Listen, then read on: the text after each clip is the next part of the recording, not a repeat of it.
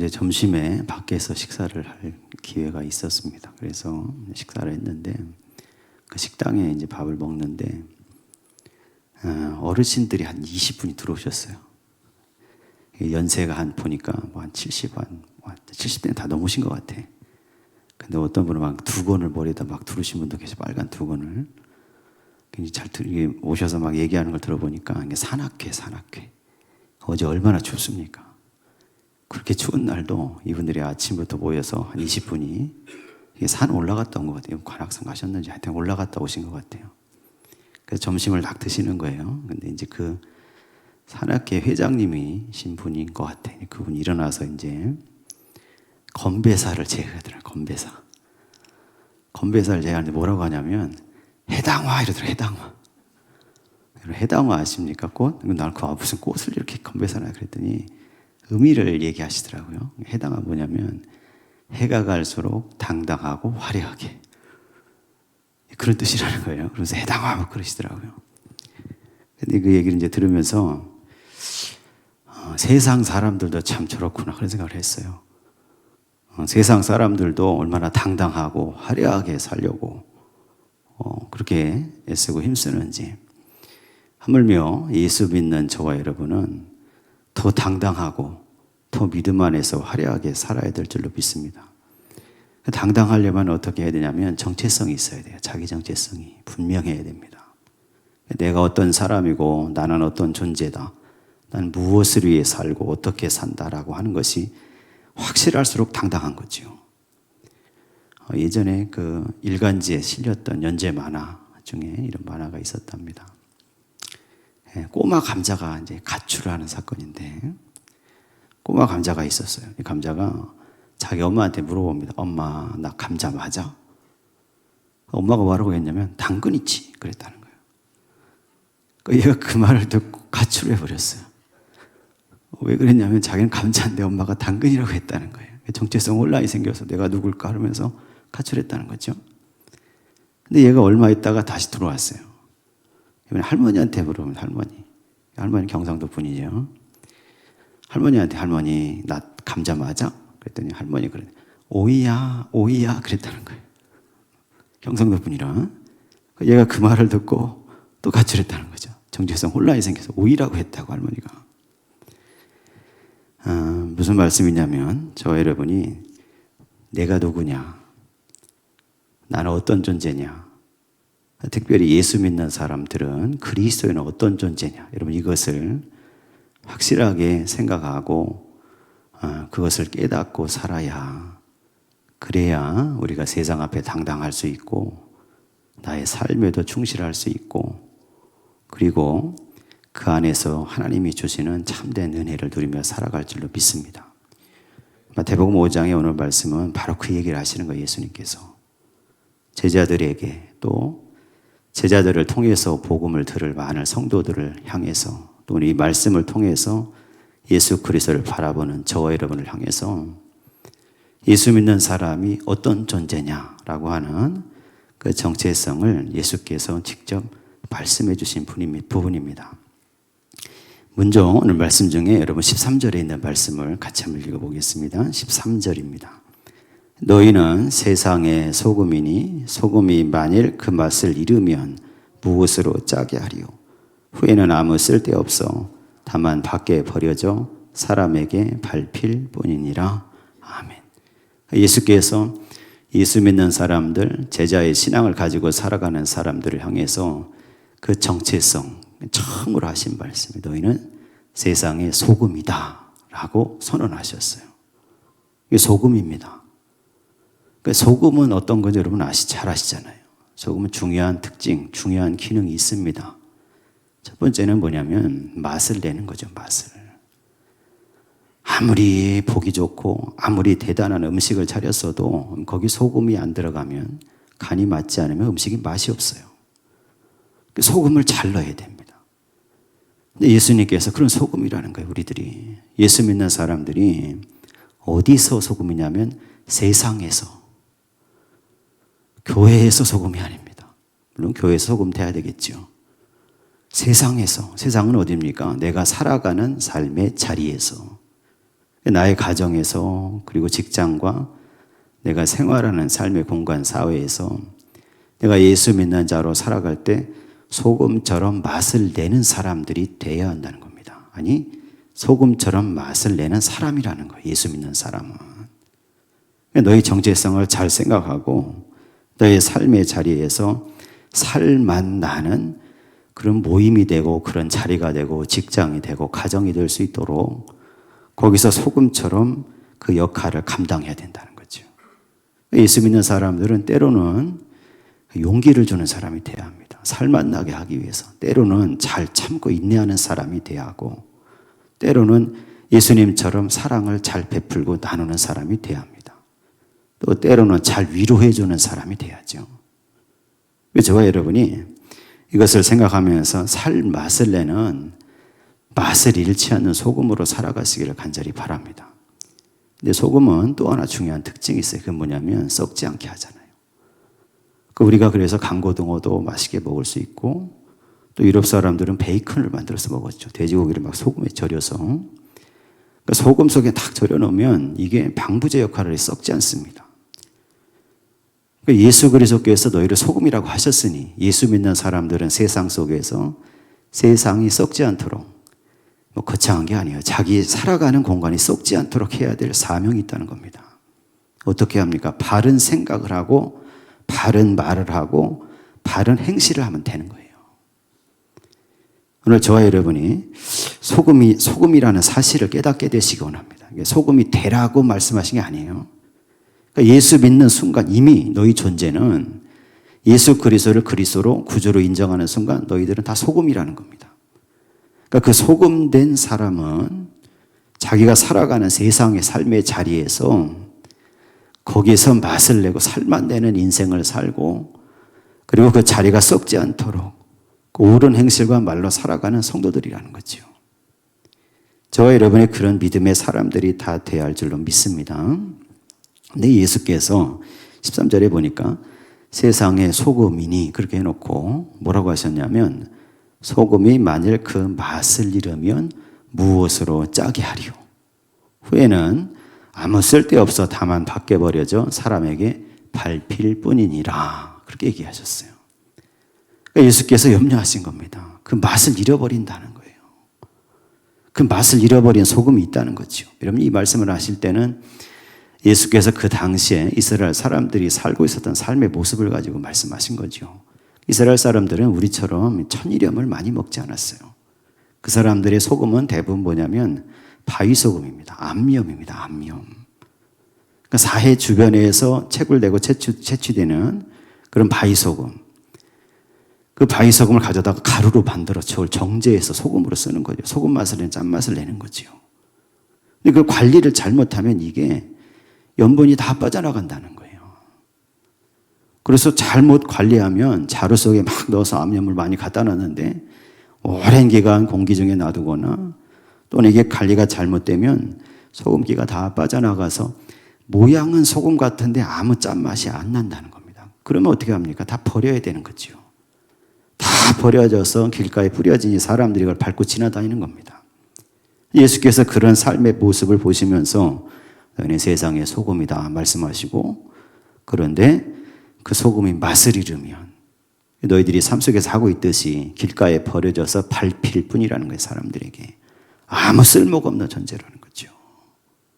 저와 여러분이 우리는 소금이라는 사실을 기억하고 그 맛을 잃지 않는 성도로 살아야 할 줄로 믿습니다. 맛을 잃어버리면 쓸모가 없어요. 그 맛을 잃어버리면 안 됩니다. 예수 그리스도의 긍휼의 사랑이 내 속에 살아 넘쳐서 그 맛이 드러나야 되는 거예요. 어디에서? 내 삶의 자리에서. 가정에서도 내가 그런 맛내는 사람으로 살아야 될 줄로 믿습니다.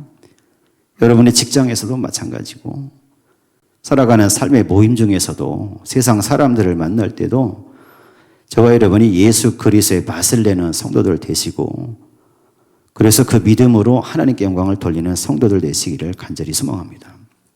두 번째, 예수께서 정체성을 얘기하시는데 빛이라고 하시죠. 오늘 14절, 15절, 16절 한번 같이 한번 읽어보겠습니다. 14절에서 16절까지. 너희는 세상의 빛이라. 산 위에 있는 동네가 숨겨지지 못할 것이요 사람이 등불을 켜서 말 아래에 두지 아니하고 등경 위에 두나니 이러므로 집안 모든 사람에게 비치느니라. 이같이 너희 빛이 사람 앞에 비치게 하여 그들로 너희 착한 행실을 보고 하늘에 계신 너희 아버지께 영광을 돌리게 하라. 아멘. 두 번째로 예수께서 예수 믿는 사람들의 정체성을 뭐라고 하시냐면 세상의 빛이라고 하십니다. 세상의 빛. 그러니까 세상 사람들 가운데 비치는 빛이에요. 이런 빛은 무슨 특성이 있습니까? 사람들이 이걸 쳐다보죠. 등대 불빛을 보고 많은 풍랑 가운데 있는 배들이 그들의 방향을 잡아서 안전하게 들어옵니다. 바라보는 존재예요. 예수 믿는 사람들은 세상 사람들과 섞여 살 때, 거기 나가 살아갈 때 내가 예수 믿는 사람이라는 걸 드러내야 됩니다. 그러면 사람들은 보게 돼 있어요. 예수 믿는 사람이 어떻게 하는지를 봅니다. 여러분 살다 보면 그렇잖아요. 어떤 잘못을 했을 때 예수 믿는 사람이 잘못하면 더 뭐라고 그러는 거예요. 예수 믿는 사람이 저렇게 할 수 있다는 거죠. 왜 그렇습니까? 빛이기 때문에 그런 거죠. 예수 믿는 순간 우리는 작은 빛들이 됐어요. 그래서 세상을 밝히는 빛이 됐고 사람들이 바라보는 빛이 됐다는 겁니다. 또 하나 빛은 어떤 특성이 있습니까? 어둠을 물러가게 하는 겁니다. 어둠을 사라지게 만드는 역할을 하는 거죠. 그래서 오늘 말씀에 보니까 등불을 켜서 말 아래에 두지 않는, 이 말은 어떤 거냐면 여러분 가루, 쌀을 이렇게 예전에 하던 그 말을 얘기하는 거예요. 대, 말 이렇게 측량하는 단위를 얘기하는 겁니다. 그 말통 안에다가 등불을 켜서 넣는 사람 없다는 겁니다.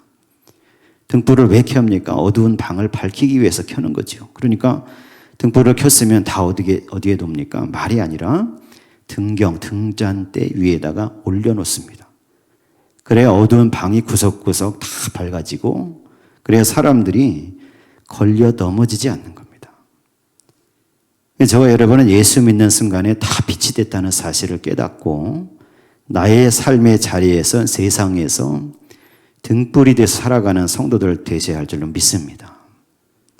예수께서 뭐라고 하시냐면 그 빛이 사람 앞에 비치게 하여 그러면서 그들로 너희 착한 행실을 보고 하늘에 계신 너희 아버지께 영광을 돌리게 하라 그러셨어요.